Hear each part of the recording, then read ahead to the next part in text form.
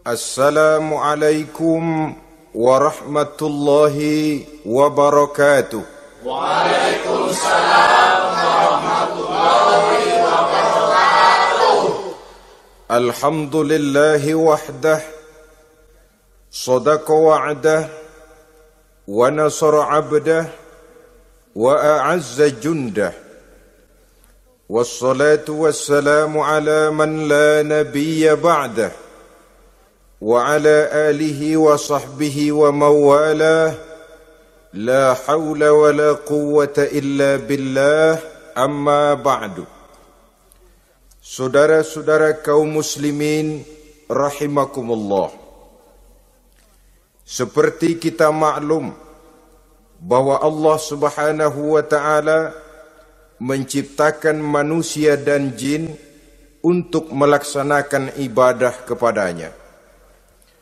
Manusia yang ingkar terhadap perintah ini dinamakan dengan orang-orang kafir.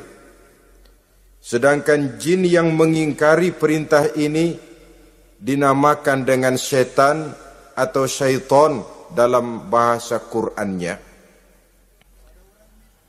Kemudian dalam perkembangannya, jin-jin yang kafir yang dinamakan setan ini bersekongkol dan menjadi bala tentaranya iblis untuk menggelincirkan manusia dengan berbagai macam cara dan jalan dari hal-hal yang diridhoi oleh Allah Subhanahu wa taala. Adapun yang namanya iblis pada hakikatnya cuma satu saja, yaitu yang ingkar kepada perintah Allah untuk sujud kepada Nabi Adam alaihi salam. Iblis inilah kemudian yang menjadi sesepuh, raja, biang atau dedengkotnya para setan. Seluruhnya akan tunduk kepada komando iblis, akan taat dan setia kepada perintah iblis untuk mencari teman yang sebanyak-banyaknya guna menemani mereka di neraka nanti. Maka mereka pun melakukan satu proklamasi yang bisa kita baca dalam surah Al-A'raf ayat 16 dan 17, di mana iblis dengan tegas menyatakan, qala fabima aghwaytani la'aq'udanna lahum siratakal mustaqim. Wahai Allah, kata iblis, dari sebab engkau telah menghukum saya, dari sebab engkau telah mengusir saya dari sorga, maka saya berjanji akan menipu, akan menggelincirkan mereka, Adam dan keturunannya, dari jalanmu yang lurus. Apa jalan yang lurus? Tidak lain Islam ini. Dengan segala cara dan jalan, iblis dan bala tentaranya akan berusaha menggelincirkan manusia dari jalan yang lurus. Caranya bagaimana? Ayat ke-17 menjawab, "Tsumma la'atiyannahum min ba'di aydihim." Akan kami datangi mereka, akan kami goda mereka dari arah sebelah depan. Kalau cara itu tidak kena, wa min khalfihim, kami goda mereka dari sebelah belakang. Andai kata cara itu pun tidak mempan, wa an aimanihim, dari arah sebelah kanan. Kalaupun itu gagal, wa an syama'ilihim, kami akan datang dari arah sebelah kiri. Pendeknya dari 4 penjuru angin, iblis dan seluruh bala tentaranya yang bernama setan belum akan puas sebelum kita tergelincir dari jalan yang lurus yang diridhoi oleh Allah Subhanahu wa taala. Sebagian ahli tafsir menjelaskan bahwa jika iblis menggoda dari arah depan, yang dimaksud dari depan ini adalah dunia. Sehingga manusia menjadikan dunia sebagai tujuan akhir dari seluruh kegiatan hidupnya. Ia pergi pagi, pulang sore, peras keringat, banting tulang, tidak ada yang dikejar kecuali dunia, dan cuma untuk kepentingan dunia. Dunia yang membuat orang berpaling daripada akhirat.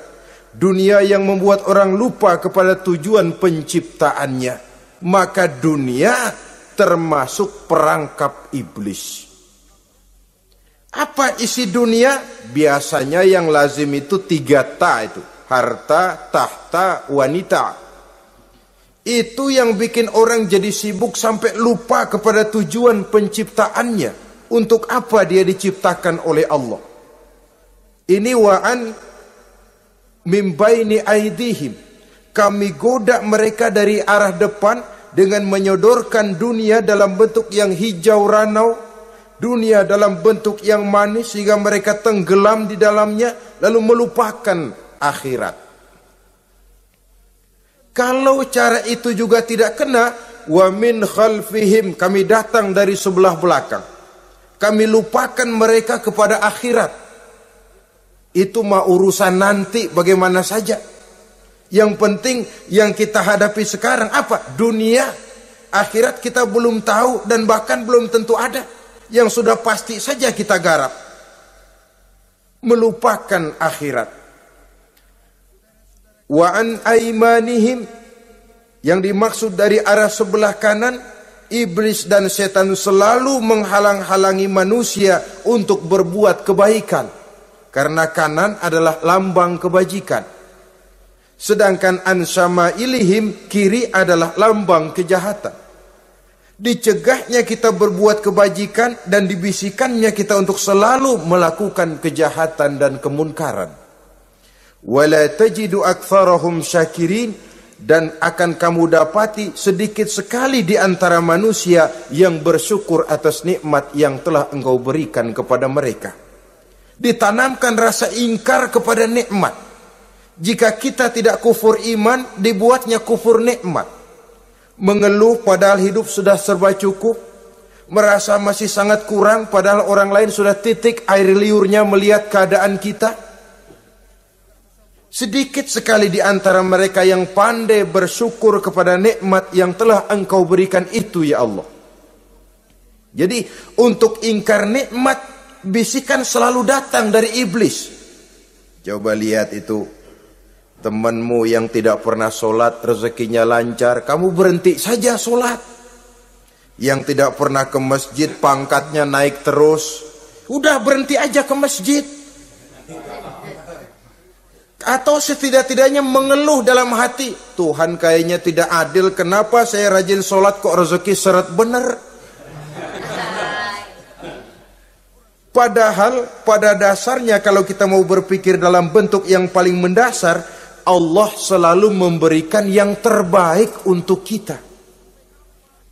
Jika begini keadaan kita, inilah yang terbaik buat kita menurut pertimbangan Allah. Jika kita menuntut lebih lagi, mungkin dengan keadaan yang lebih itu kita bisa tergelincir. Dan Allah lebih tahu itu.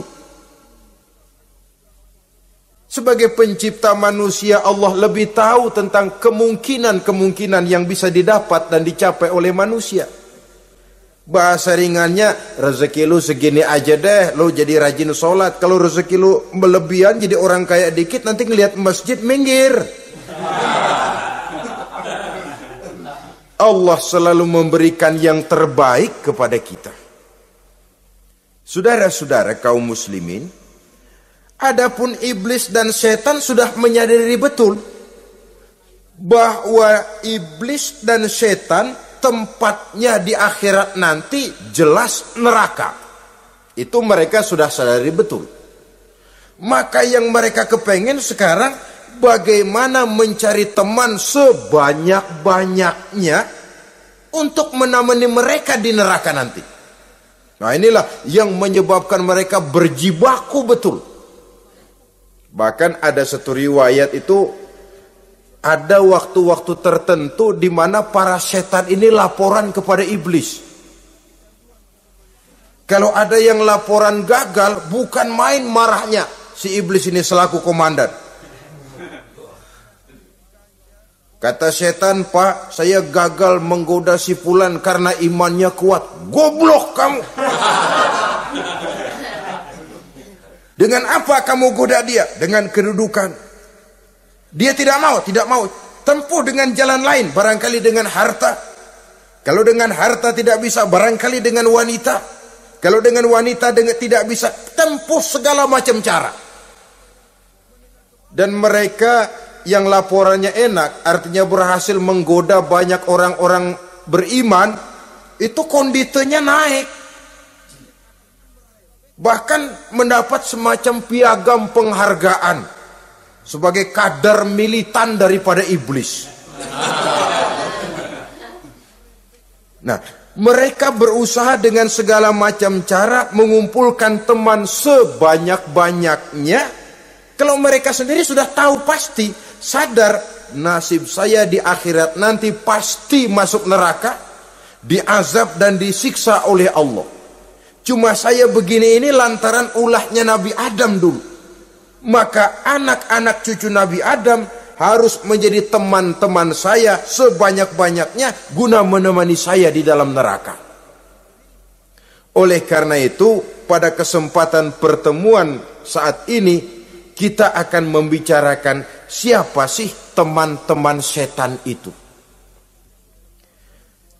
Diriwayatkan dari Wahab bin Munabbih bahwa pada satu hari iblis diperintahkan oleh Allah untuk datang kepada baginda Rasulullah sallallahu alaihi wasallam dan menjawab segala pertanyaan yang diajukan oleh baginda Nabi. Datang iblis dalam bentuk orang tua pakai tongkat. Jadi iblis itu bisa malih warna, dia termasuk jenis makhluk halus toh. Seperti halnya jin dan malaikat, itu bisa malih warna sesuai dengan yang mereka kehendaki. Ketika datang, baginda Nabi bertanya, "Man anta?" Siapa kamu? Dia jawab, "Ana iblis." Saya iblis. Jujur. "Limadza ji'ta?" Mau apa kamu datang kemari? Kata baginda Nabi. Dijawab oleh iblis, "Innallaha amaroni an atika wa ujibaka an kulli ma sa'altani." Allah memerintahkan saya untuk datang kepadamu dan menjawab segala pertanyaan yang engkau ajukan kepada saya. Nah, atas pernyataan ini baginda Rasul kemudian bertanya dengan dua pertanyaan. Pertanyaan pertama, iblis, "Kam ikhwanuka min ummati?" Ada berapa sih teman-temanmu dari golongan umatku? Dari golongan umatku, umat Islam ini, bukan orang lain. Kalau orang kafir sih sudah jelas, itu memang CS-nya iblis. Tapi dari umatku, siapa saja yang jadi teman-teman kamu iblis? Menjadi antekmu, menjadi alatmu sejak dari dunia sampai ke neraka nanti. Atas pertanyaan ini iblis menjawab, "Teman-teman saya dari golongan umatmu ya Muhammad, asyarun, ada 10 orang. Ada 10 orang yang merupakan teman-teman iblis dari dunia sampai ke neraka." Siapa mereka? Pertama kata iblis, "Teman saya hakimun jair." Hakim yang curang.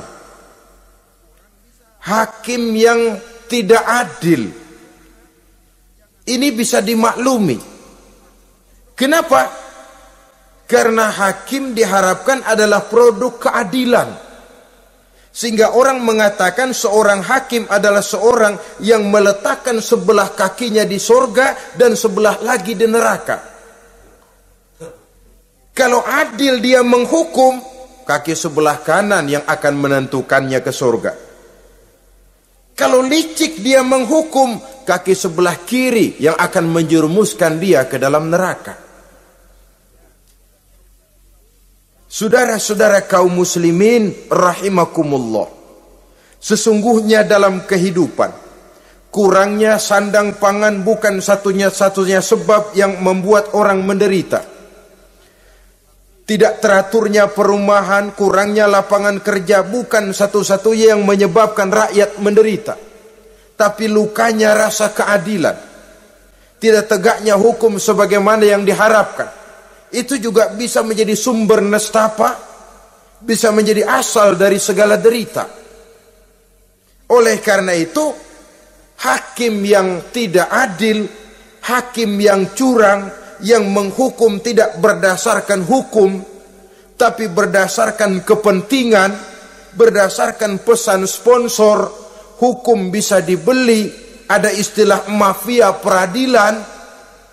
Hakim-hakim macam ini yang akan menjadi teman-teman iblis. Dan tiap kali palu akan diketuk, iblis sudah bukan main sibuknya. Kekuasaan di tanganmu, hijau katamu, hijau yang akan berlaku, merah kau ketok, merah yang akan jadi keputusan. Orang lain tidak tahu ini kesempatan untuk jadi kaya, ini kesempatan untuk naik pangkat. Manipulir hukum tidak ada yang tahu karena orang banyak yang awam dengan hukum. Saudara-saudara kaum muslimin, kalau hukum sudah bisa dibeli, atau kalau hukum cuma untuk orang-orang kecil saja, ada kelompok-kelompok yang kebal hukum, maka akan timbullah kiamat di masyarakat, di mana yang kuat makin kuat, yang lemah selalu menjadi mangsa. Oleh karenanya, hakim yang serong, hakim yang durjana merupakan teman-teman setan, merupakan teman-teman iblis dari dunia sampai ke neraka nanti. Ini yang pertama. Oleh karenanya, pada dasarnya setiap kita adalah hakim untuk keluarga, dalam pergaulan. Hendaklah adil di dalam memutuskan segala sesuatu. Lebih-lebih hakim yang memang menjadi pengayom masyarakat. Bukankah lambang para hakim digambarkan dalam bentuk neraca yang berimbang? Tidak berat ke kiri, tidak juga berat ke kanan. Dalam arti objektif memberikan keputusan sesuai dengan hukum, sehingga masyarakat terlindungi. Dan hakim yang adil secara praktis adalah musuh daripada setan. Dimanapun setan dan iblis paling gak demen sama hakim yang adil. Itu merupakan musuh besar bagi setan. Yang menyalahkan yang salah, membenarkan yang benar. Walaupun yang salah orang besar, yang benar orang kecil. Dan kita memang oleh baginda Nabi diajarkan satu doa, Allahumma arinal haqqa haqqa warzuqna ittiba'ah. Ya Allah, perlihatkan kepada kami bahwa yang benar itu benar. Sebab sering kita lihat yang benar jadi tidak benar. Ini memerlukan kekuatan batin. Yang benar tampakkan kepada kami kebenarannya ya Allah. Sebab sekarang banyak ketidakbenaran yang dikamuflase. Banyak ketidakbenaran yang diberikan lipstick, sehingga kelihatannya menjadi benar. Ini baik doa ini saya pikir dibaca oleh para hakim. Allahumma arinal haqqa haqqa. Ya Allah, perlihatkan kepada saya bahwa yang benar itu benar. Dan tidak cuma sekedar itu, warzuqni ittiba'ah. Berikan kekuatan kepada saya untuk mengikuti kebenaran itu. Sebab kadang-kadang terjadi juga dia tahu yang benar itu benar, tapi tidak punya keberanian moral untuk mengatakan bahwa itu benar. Dia tahu itu barang yang hak, tapi tidak terpanggil mengikuti yang hak. Tidak punya kekuatan moral untuk mengikutinya. Lalu doa ini pun disambung, wa arinal batila batilan warzuqna ijtinabah. Wahai Allah, perlihatkan kepada kami bahwa yang batil adalah batil, bahwa yang salah adalah salah, bahwa yang munkar adalah munkar. Berikan kepada kami kekuatan untuk menjauhi yang munkar, yang batil, yang zalim. Saudara-saudara kaum muslimin rahimakumullah, Kita sering mencaci kaum pelacur sebagai sampah masyarakat. Tapi sadarkah kita bahwa pelacuran di bidang hukum, pelacuran di bidang intelektual, kadang-kadang pelacuran di bidang agama, dalam arti menjual ayat untuk membela yang salah dan menekan yang benar, ini juga tidak kalah bahayanya dengan prostitusi, pelacur-pelacur yang kita anggap sebagai sampah daripada kehidupan masyarakat itu. Oleh karenanya, maka hakim yang adil merupakan musuh utama daripada iblis dan setan. Mereka akan sibuk sekali kalau seorang hakim sudah berketetapan untuk melahirkan keputusan hukum yang seadil-adilnya. Ini yang pertama, teman setan adalah hakim yang nyeleweng, yang tidak adil. Yang kedua, teman saya, kata iblis, ghaniyun mutakabbir, orang kaya yang sombong. Orang kaya sombong itu teman setan. Orang miskin sombong itu lebih teman lagi tuh. Sebab ini sudah kelewatan. Kalau orang kaya sombong barangkali masih lumayan lah, memang kaya. Tapi kalau sudah miskin sombong, minta ampun. Orang kaya yang sombong adalah musuh iblis. Sebab pada hakikatnya tidak ada yang kaya dalam kehidupan ini kalau sudah bercermin kepada apa sih yang kita punya. Nabi Sulaiman karena merasa menguasai antara masyrik dan maghrib, satu hari pernah mohon izin kepada Allah. Ya Allah, saya mohon izin kepadamu untuk memberikan makan kepada seluruh makhluk-makhlukmu sekedar satu hari saja. Baik. Satu hari Nabi Sulaiman mau menjamin menanggung makannya semua makhluk. Karena merasa kaya. Baik, kata Allah. Lalu sibuklah Nabi Sulaiman mengadakan persiapan. Seluruh bala tentaranya, jin, binatang mengumpulkan makanan yang sebanyak-banyaknya, diatur di satu lapangan yang sangat luas. Sebab ini yang mau makan tentu tidak sedikit. Nah, sudah selesai persiapan, kata Allah, sudah selesai Sulaiman? Sudah ya Allah. Nah, aku mulai dari makhlukku yang paling di bawah, ikan. Ikan nun dipanggil oleh Allah. Rezekimu hari ini mau ditanggung Sulaiman. Naik, makan. Naik ikan ini. Sekali makan seluruh persiapan habis. Goleng kepala Nabi Sulaiman, beliau sadar lalu sujud, maha kaya engkau ya Allah. Boro-boro nanggung makanan semua makhluk hidup sehari, ikan satu enggak keurusan. Ini baru sekali makan, bagaimana nambahnya? Jadi apa sih yang kita anggap kaya ini? Maka orang kaya yang sombong pada hakikatnya kacang yang lupa akan kulitnya.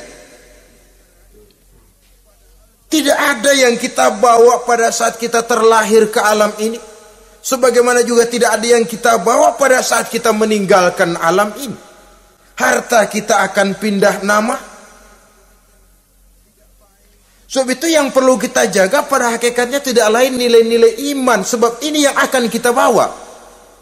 Cuma ironinya, karena iman itu abstrak, bukan benda. Orang yang kehilangan iman tidak pernah ribut. Sebaliknya karena harta itu materi, benda konkret, orang yang kehilangan harta cepat merasa, cepat ribut. Motor hilang, ribut. Kenapa? Motor itu benda, kelihatan. Duit hilang, ribut. Televisi hilang, ribut. Kenapa? Benda. Tapi kalau iman yang hilang, wah kelihatannya tenang-tenang saja, Pak.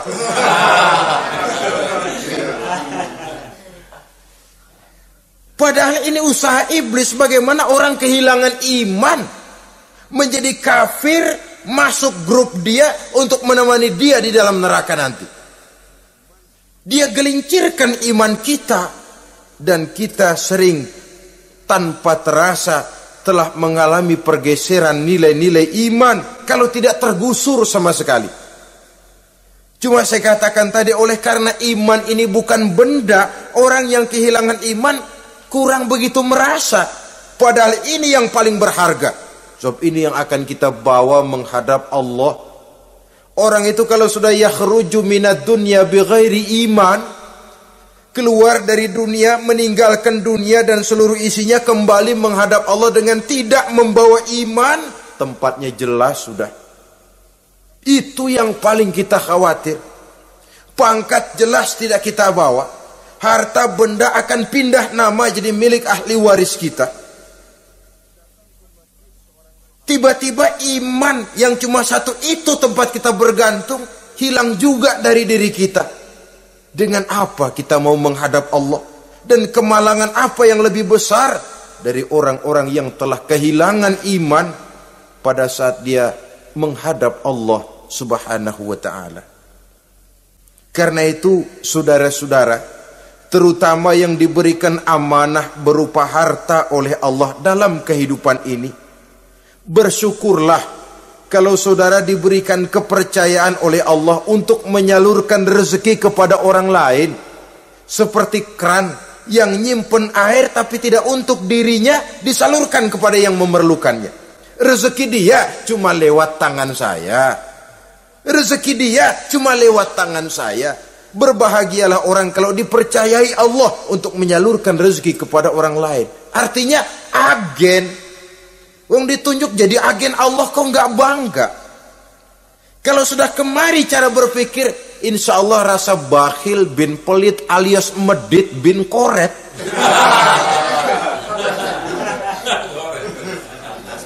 Itu insya Allah nggak ada. Kan kadang kita berpikir, yang nyari duit gue setengah mati, lu datang-datang mau minta aja pala lu. Kan itu toh kadang-kadang cara kita berpikir. Ya boleh jadi lalu terasa berat. Tapi kalau kembali kepada kesadaran, barangkali alhamdulillah rezeki dia cuma lewat tangan saya. Kalau saya nggak ngasih dia, barangkali nggak semudah ini saya dapat rezeki. Allah mudahkan rezeki saya karena saya sering membantu orang-orang yang memang memerlukannya. Andai kata saya nggak membantu mereka, belum tentu rezeki selancar ini. Tidak lalu enak aja, peras keringat gua banting tulang, pergi pagi pulang sore, lu datang-datang nada aja. Berbahagialah orang jikalau sekali lagi dia dijadikan agen oleh Allah untuk menyalurkan rezeki kepada mereka yang memang memerlukannya. Kalau tidak ke arah itu kita berpikir, yang timbul bakhil.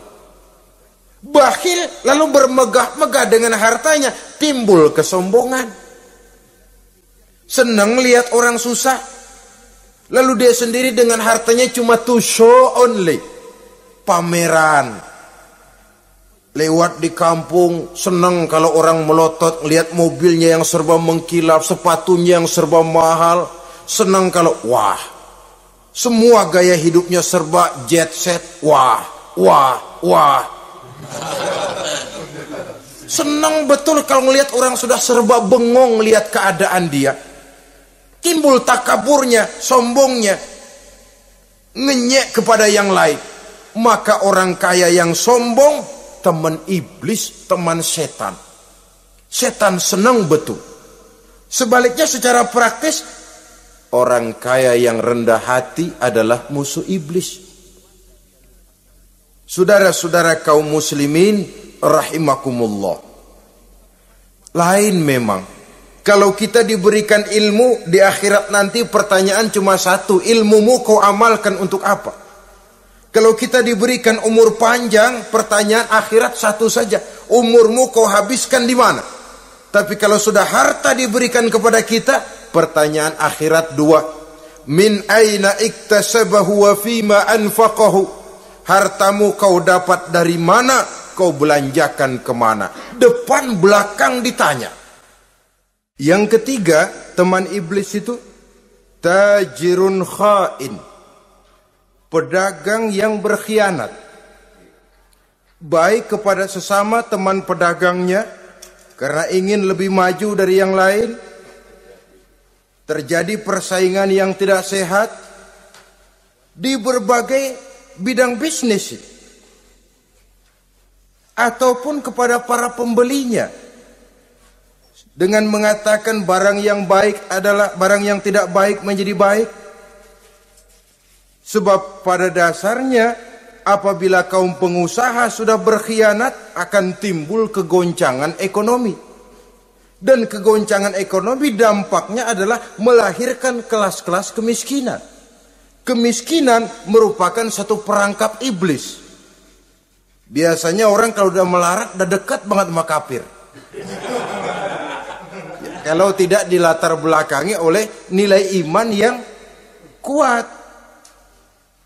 Udah melarat, udah dekat benar dah sama kafir. Apalagi iblis ini menggodanya pandai dia. Kepada orang miskin dia datang dengan bujukan materi. Kepada yang cukup hartanya dia datang dengan bisikan lain. Pendeknya iblis dan setan itu kalau ibarat tukang joget, dia ngerti betul irama kendang.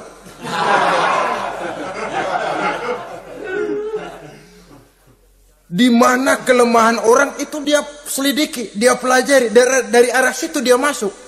Dan secara strategi perang, iblis dan setan ini posisinya memang lebih menguntungkan daripada kita. Kenapa? Dia melihat kita, kita mah nggak lihat dia. Dia bisa pelajari kebiasaan dan kecenderungan kita. Kita nggak tahu kadang-kadang kelemahan kita. Dari arah itu dia masuk. Posisi dan strateginya lebih menguntungkan daripada kita. Saudara-saudara kaum muslimin rahimakumullah. Bila ekonomi sudah goncang, terjadi penimbunan barang, terjadi spekulasi harga, timbullah kegoncangan sosial. Dan dikala itu setan dan iblis pesta. Dia merasa perangkapnya berhasil. Persaingan-persaingan yang tidak jujur, yang pada dasarnya akhirnya bukan cuma merusak sistem ekonomi, tapi juga mempengaruhi hasil kerjaan. Dalam tender-tender usaha-usaha besar misalnya, oleh karena mengajar supaya dia yang mendapat proyek, dia tidak segan sogok sini, suap sana, semir sana, usap sini. Tinggal untungnya sedikit dan dia harus dapat untung besar. Akhirnya apa? Proyek yang dikerjakan cuma asal sekedar jadi. Tidak seperti standar yang ditetapkan lagi. Juga tidak merupakan kesalahan yang sepenuhnya harus dibebankan kepada dia. Kesalahan yang merupakan siklus. Mata rantai, sudah lingkaran setan. Itulah sebabnya sering saya ungkapkan, kalau manusia sudah jadi teman setan, lebih buas daripada bajing. Karena bajing cuma makan kelapa, tapi bajingan udah apa saja dimakan. Sudah jadi teman-teman iblis, tidak ngerti halal haram, hak dan batil. Ini kepentingan pribadi apa kepentingan orang banyak, yang penting sikat saja. Jadi yang ketiga ini targetnya memang kekacauan ekonomi. Yang kemelaratan, kemiskinan merupakan tangga untuk sampai kepada kekafiran. Dan iblis tahu betul itu.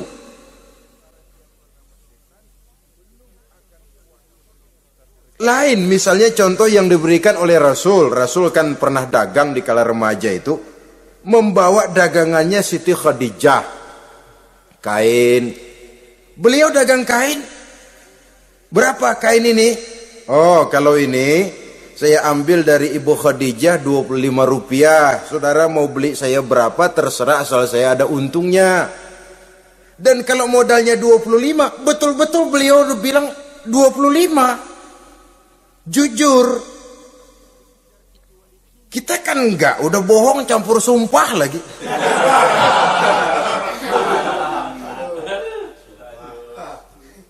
Ini yang ketiga. Yang keempat, teman-teman setan, teman-teman iblis, syaribul khamr. Orang yang minum arak,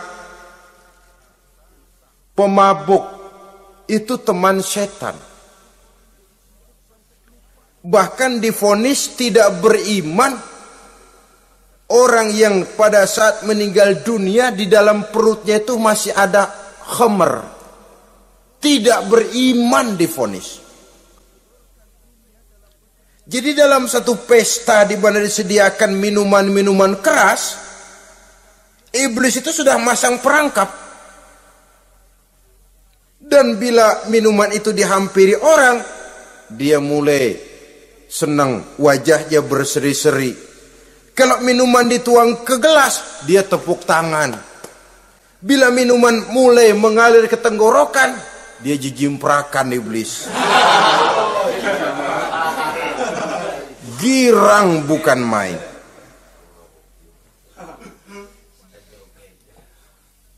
Saudara-saudara kaum muslimin rahimakumullah. Kenapa pemabuk merupakan teman setan? Karena dalam keadaan mabuk, orang kehilangan daya kontrol. Perbuatannya nyaris tidak terkontrol lagi. Tidak ada rahasia, tidak ada harga diri, tidak ada sifat memelihara, dan itu ciri-ciri daripada iblis.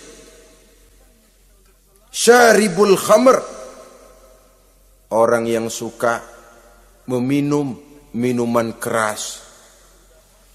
Itulah sebabnya memang dalam hidup ini kita harus punya filter.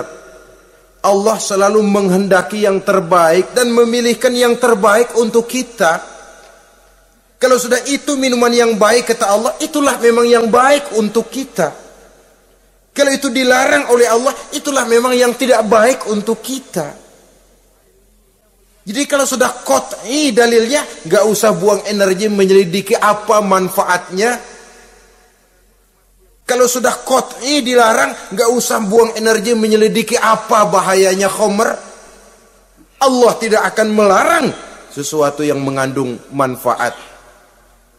Yang dilarang Allah tentu yang membawa mudarat dan bahaya di dalam kehidupan. Bukankah sekarang ini minuman keras sudah merupakan penghias pesta? Merupakan kebanggaan di kalangan remaja? Termasuk dalam kata khamr ini ya morfin, ganja, narkotik, dan yang sejenis dengan itu. Orang sudah merasa bangga kalau sudah fly to the sky. Membumbung ke angkasa, katanya dunia ini luas, lupa segala macam persoalan. Tapi sampai kapan? Sampai kapan orang merasa membumbung? Sampai kapan orang merasa bisa meninggalkan segala persoalan? Sampai mabuknya selesai? Ya kalau gitu mabuk aja terus. Lalu apa artinya kehidupan ini? Mabuk kan gak ngerugiin orang lain. Kalau saya nyolong kan ngerugiin orang lain. Kalau saya korupsi ngerugiin orang lain. Kalau saya zina jelas ada orang lain yang dirugikan. Tapi minum khamar, siapa yang rugi? Uang-uang saya. Saya beli dengan uang saya. Yang minum pun saya. Siapa yang rugi? Saudara, ini pemikiran sepihak namanya. Pertama jelas merugikan diri sendiri. Kesehatan terganggu, pertumbuhan IQ, ya, daya pikir jadi jumud bin beku. Tidak ada idealisme ke arah depan. Yang ada ya, yang dipikirkan ya, yang di depan hidungnya saja. Dan konon itu pada mulanya memang orang kan sifatnya cuma ingin tahu. Nyobain ketagihan. Ya kalau orang tuanya masuk golongan have, mampu. Kalau orang tuanya termasuk ekonomi lemah, sedangkan kecanduan hal yang tidak bisa ditangguhkan. Orang yang sudah kecanduan minuman keras, Sekali dia tidak minum, sudah bukan main rasanya. Orang yang sudah biasa minum ganja, morfin, narkotik, satu kali dia tidak bertemu itu, sudah nggak keruan rasa. Orang tuanya tidak mampu, kenapa lalu nggak ngelamun yang negatif? Ya kalau dia keluarga have, orang tuanya masih ngelarang, dia bisa jual hal lain di rumahnya yang ada harganya. Tip dek kah itu, video kah itu, mobil kah digade dulu. Kalau di kampung, anak-anak muda yang menengah ke bawah, kenapa nggak ayam orang disamber?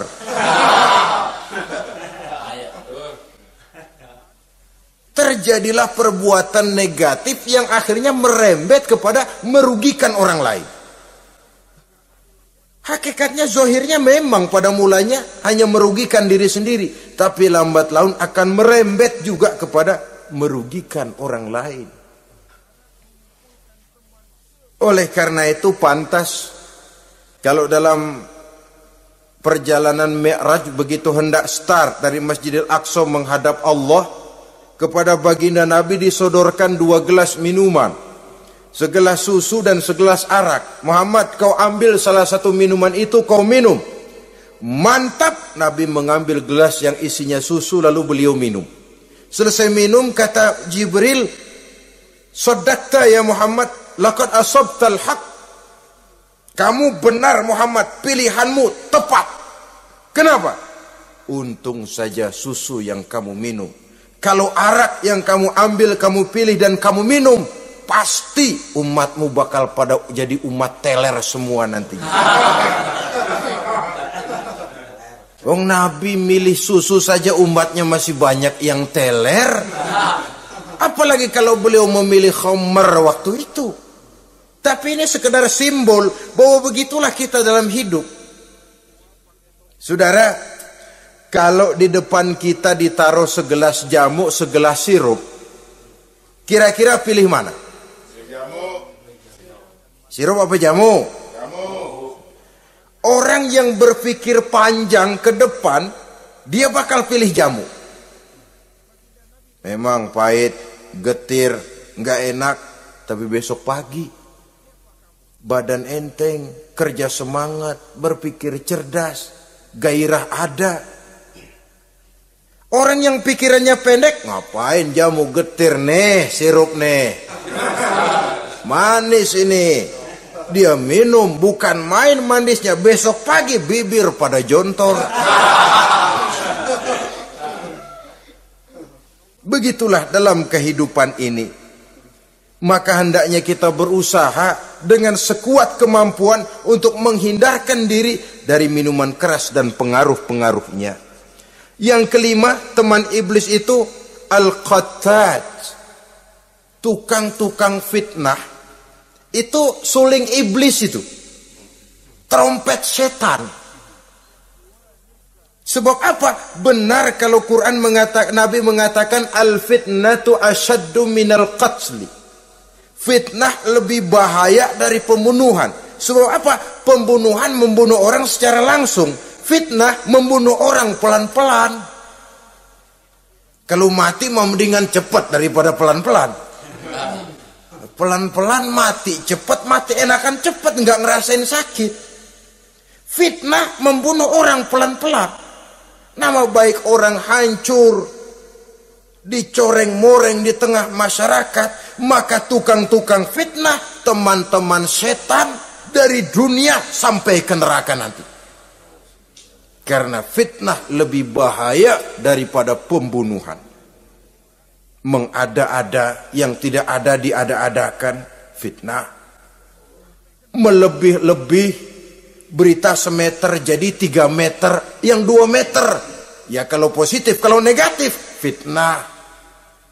Memang orang bilang kalau kita nitip duit jangan harap lebih, kurang bisa. Tapi kalau nitip omongan jangan harap kurang, pas saja sudah untung itu. Biasanya lebih, namanya omongan. 1 meter jadi 2 meter, 2 meter jadi 3 meter. Itu sifat dari yang namanya omongan. Kita kirim uang, udah gak bakalan lebih dah. Ini nitip uang sama saya 50.000, tambahin 10.000, langka yang berpikir begitu. Kurang malah bisa. Enak aja nitip, gua kan kemarin pakai ongkos. Hitung transport misalnya. Tapi kalau sudah nitip omongan, pas saja sudah untung loh. Biasanya malah lebih. Fitnah pernah melanda Nabi Zakaria. Fitnah pernah melanda Habil dan Qabil. Fitnah pernah melanda Nabi Ibrahim. Fitnah bahkan pernah melanda kehidupan baginda Rasulullah sallallahu alaihi wasallam. Dalam peristiwa yang lazim kita kenal dengan hadisul ifki, bagaimana gosip pun sempat mengguncang rumah tangga kehidupan baginda Nabi. Sehingga pantas kalau beliau sendiri mengatakan al-fitnatu asyaddu minal qatli. Fitnah itu lebih bahaya daripada pembunuhan, karena fitnah membunuh orang secara pelan-pelan. Saudara-saudara kaum muslimin rahimakumullah, lidah tidak bertulang. Shaghirul jirmi azimul jurmi, kecil bentuknya tapi besar akibatnya. Kalau kita luka karena silet 2-3 hari boleh sembuh, tapi luka karena lidah seumur hidup kita ingat. Asal lihat orangnya ingat, nih dia nih yang ngomong kagak enak mau adik gua tandain dah.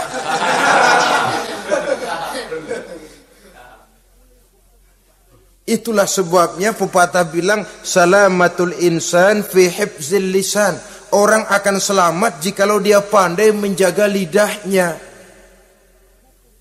Saudara-saudara kaum muslimin, yang keenam, teman setan sahibur riya, orang yang riya, beramal cuma to show only, supaya ingin dipuji orang, ingin dilihat orang, riya namanya. Tidak ada ikhlas, sebab kata Imam Ghazali, an-nasu kulluhum niyamun illal alimun wal alimuna an-nasu kulluhum mauta illal alimun wal alimuna niyamun illal amilun wal amiluna mughtarruna ilal mukhlisun. Manusia itu pada hakikatnya mati kecuali orang alim. Orang alim sekalipun hidup hakikatnya adalah tidur, kecuali orang yang mengamalkan ilmunya.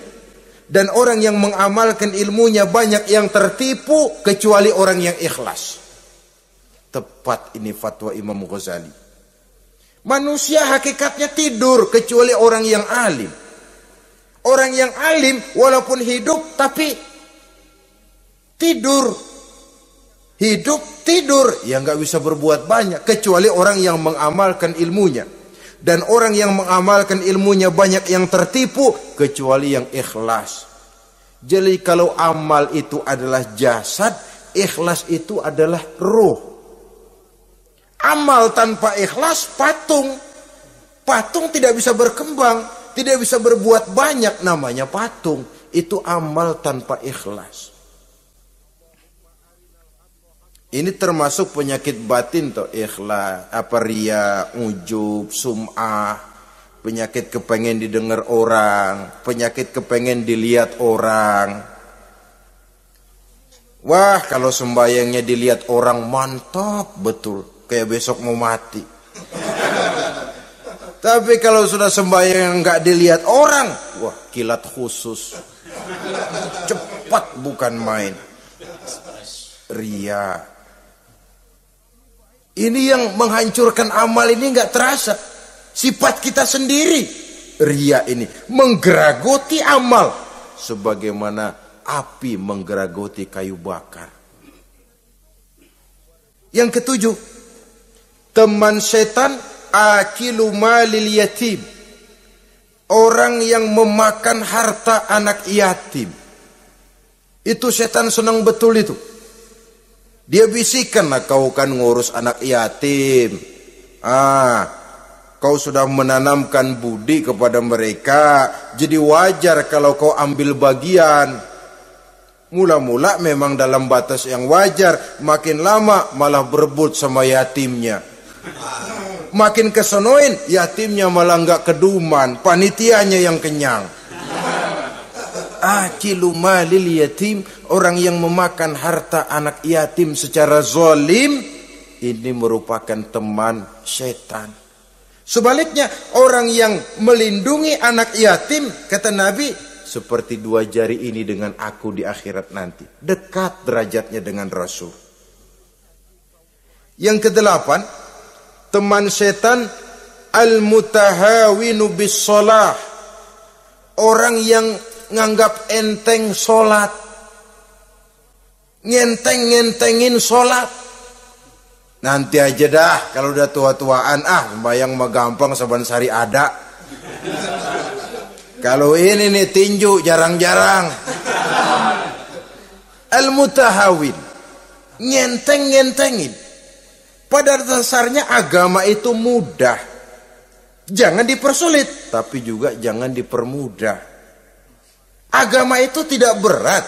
Jangan diberat-beratin, tapi juga jangan dienteng-entengin. So yang enteng kalau kita entengin, akhirnya menganggap remeh. Mulanya memang sedikit, makin lama makin banyak, makin lama makin banyak, makin bertumpuk. Apalagi kalau sadar kita sholat adalah tiang daripada agama. Bagaimana rumah akan tegak tanpa tiang yang kuat? Bagaimana agama akan tegak dalam diri seseorang kalau sholatnya dia enteng-entengi? Jangankan yang sunnah, yang wajib saja. Kadang-kadang tutup lubang gali lubang. Padahal itu merupakan tiang pokok. Rumah itu untuk kuat harus ada tiang-tiang tambahan. Tiang tambahan ini ya nawafil, ya rawatib, solat-solat sunnah itu. Itu untuk menjaga stabilitas temperatur batin kita kepada Allah. Al-mutahawinu bis shalah. Jadi kalau sudah masuk waktu, beduk misalnya berbunyi, azan berkumandang, iblis mulai menyebar bala tentaranya. Pasukan, siap.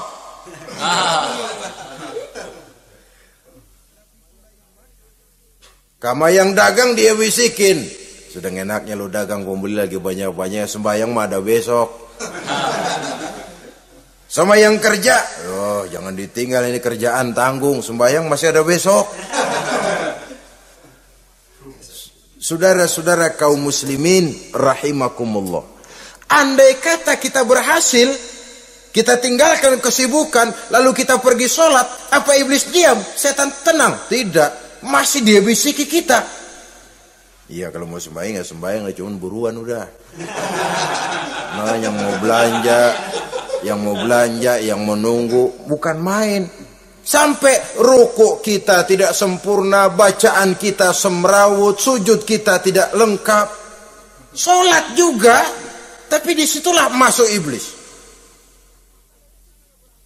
Atau kalau itu kita berhasil cegah, rukuk tertib, ada tumakninah, sujud bagus, iblis masuk lagi. Wah, memang sembahyang kamu mantap. Orang lain gak ada yang sembahyang kayak kamu. Yang timbul apa? Ujub. Sombong kepada diri sendiri. Begitu rapi sembahyang, lo ya pada kagak sembahyang, apaan lo? Gua nih. Itu sudah perangkap iblis. Jadi lewat segala macam cara dan jalan, kepada yang ibadahnya bagus ditanamkan rasa ujub. Kepada yang mau berusaha bagus ditanamkan sifat was-was, buru-buru. Saudara-saudara kaum muslimin, ini yang ke-8. Yang ke-9, mani'uz zakah. Orang yang enggan membayar zakat itu teman setan. Gak ada urusan sama zakat. Sayang-sayang harta dizakatin. Saudara-saudara, padahal zakat itu kata Nabi, zakku amwalakum biz zakat. Bersihkan hartamu dengan zakat. Jadi barangkali bercampur harta itu dengan sedikit yang tidak baik, bercampur dengan yang kotor. Zakat itu membersihkan yang lain. Kita misalnya dalam satu kelas punya murid 40 orang, 42 orang, ada 2 orang yang bandel, nggak ketulungan. Sudah segala macam cara kita perbaiki, nggak juga berhasil. Ini kan kalau nggak diatasi kan mempengaruhi yang teman-teman yang 40 orang. Untuk menyelamatkan yang 40 ini, nggak apa-apa yang 2 keluarin. Bikin pemecatan. Anak saudara, kami sudah tidak sanggup lagi mengajar. Dengan ini kami berhentikan dari sekolah yang kami pimpin untuk menyelamatkan teman-teman yang lebih banyak. Mengeluarkan yang 2 untuk menyelamatkan yang 40. So kalau tidak ini nanti ngerembet, yang 40 ngikut jadi ngeres. Itu juga harta. Zakat untuk membersihkan yang masih tersisa. Yang terakhir yang ke-10, teman setan, musuh, teman iblis, man yutilul amal. Orang yang terlalu panjang angan-angan. Penghitung bintang di langit. Yang hidup cuma ngitung jikalau. Wiridannya cuma jikalau.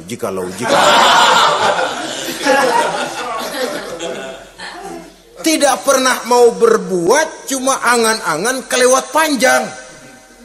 Yang ngelamun kan nggak ada sekolahan, ya siapa juga bisa ngelamun.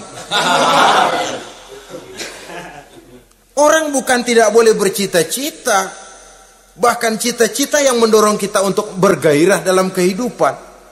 Tapi kalau cita-cita tanpa langkah konkret, yang penting kan punya kemauan, lebihnya tawakal, nggak cukup. Pernah datang ke masjid seorang sahabat. Begitu sampai dia turun dari onta langsung menghadap baginda Nabi. Nabi tanya, ontamu udah diikat belum? Belum ya Rasul. Kenapa? Saya tawakal kepada Allah. Tuh orang diomelin sama Nabi. Ikat dulu, habis gitu baru tawakal. Betul toh. Ikat dulu tuh onta, lebihnya baru tawakal. Kalau udah diikat masih lari juga, itu tawakal. Lah belum diikat udah tawakal. Orang yang terlalu panjang angan-angan, yang akhirnya kalau tidak merusak cara berpikirnya, akan mendorong dia kepada perbuatan yang negatif untuk mewujudkan angan-angannya itu. Macam misalnya ya, pakaian kepengen bagus, harta mau banyak, usaha ogah, kerja capek sedikit tidak mau, kepengen seperti orang-orang, lalu ngelamun. Kalau tidak jadi gila, ya merusak perbuatannya. Kan berapa banyak orang yang kepengen kaya gagal lalu jadi sableng. Kertas koran ditumpukin, dikantongin, dia kira gepokan duit. Hawanya duit udah banyak aja. Tulul amal, terlalu panjang angan-angan. Nah, saudara-saudara, kalau kita sudah tahu itulah teman-teman setan, teman-teman iblis, mari kita berusaha jangan termasuk salah satu di antara 10 orang yang menjadi teman-teman iblis ini. Lalu cara untuk mengatasinya bagaimana? Imam Al-Ghazali rahimahullah memberikan tuntunan. Pertama, untuk mengatasi perangkap setan, jangan sampai kita termasuk salah satu teman setan, zikrullah. Banyak ingat kepada Allah.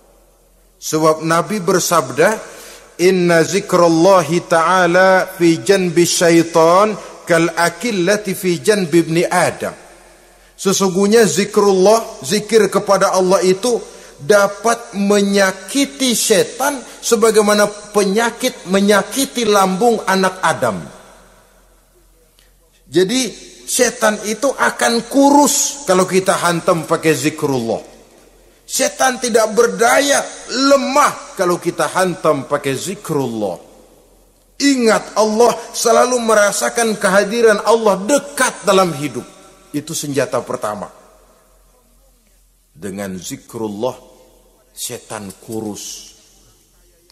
Kalau udah kurus, ya lemas, nggak berdaya ngadepin kita. Tapi kalau nafsu yang kita ikutin, kita umpanin tuh setan. Lah gemuk, begitu gemuk, makin berleluasa dia ngutak-ngatik kita. Yang kedua, jangan mendekati tempat maksiat. Sebab man hama haulal hima yusiku ayyaqa fi. Orang yang main di pinggir kali ditakutin kecebur di kali. Jangan mendekati tempat yang cenderung membawa kita ke tempat maksiat. Saudara-saudara, yang ketiga, mengosongkan perut. Dalam arti rajin puasa, puasa sunnah. Kata Nabi, inna syaitan yajri min ibni adam majrad dam fadayyiku majariyahu bil ju'. Setan mengalir dalam diri manusia seperti mengalirnya darah. Maka persempit jalan setan dengan apa? Bil ju', dengan memperbanyak lapar. Bukan memperturutkan syahwat. Pantas kalau Nabi bilang, saya adalah sekelompok orang yang tidak makan kecuali kalau kami lapar. Dan kalau kami makan, tidaklah sampai kekenyangan. Bukan enggak kenyang, tapi enggak kekenyangan. Yang terakhir kata Imam Ghazali, hendaknya kita selalu ingat bahwa tujuan iblis dan setan adalah menjerumuskan manusia, menyengsarakan manusia, supaya kita menjadi teman mereka di neraka nanti. Kalau ingat itu, insya Allah kita bisa mengerem diri. Nah, inilah saja yang dapat kita sampaikan pada pertemuan kali ini. Mudah-mudahan ada manfaatnya. Terima kasih dan mohon maaf. Usikum wa nafsi bitaqwallah. Wassalamualaikum warahmatullahi wabarakatuh. Waalaikumsalam.